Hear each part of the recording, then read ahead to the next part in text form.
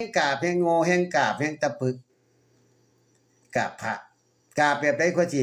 สิบ่ปึกสิบ่โง่บ่สิบ่ฉลาดเนี่ยเห็นบ่อาตมาฟังการกาบ5ครั้งการกาบ3ครั้งเห็นบ่โยมพ่อโยมแม่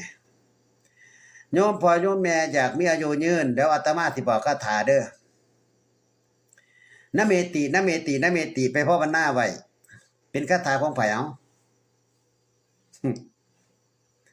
นะเมตินะเมตินะเมติเนี่ยภาวนาไว้100จบ108จบโยมพ่อโยมแม่ที่เป็นคนที่มีความแข็งแกร่งสุขภาพร่างกายจิตแข็งแกร่งแล้วก็บ่หลงบ่งมง่าย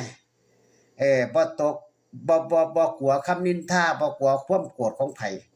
ไปท่องไว้คาถาบทนี้12จบก็ได้ก่อนนอนนะเมตินะเมตินะเมติภาวนาคาถาตัวนี้สุดยอดจำได้บ่นะเมตินะเมตินะเมติเป็นคาถาพระกรณีป้องกันภัยพยันตรายต่างๆทุกสิ่งทุกอย่างเฮ็ดให้จิตใจเข้มแข็ง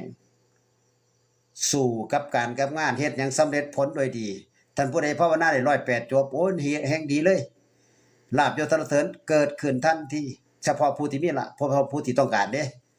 ผู้ที่บ่ต้องการก็เป็นแบบอื่นเนี่ยอาตมาก็ฝากให้คิดเนาะอย่าลืมเด้อก่อนนอนนะเมตินะเมตินะเมติเห็นบ่ที่อาตมามาไว้ฟังว่าคาถาทุกอย่างนี่นามพัทธะมันเป็นอันไหนเป็นธาตุทั้ง4หัวใจของพุทธเจ้านาสากะจะกาสาภะเนี่ยมีแต่คาถาดีๆเท่านั้นล่ะแต่ว่าคนบ่ไปใส่คนก็เลยบ่รู้จักบ่ไปใส่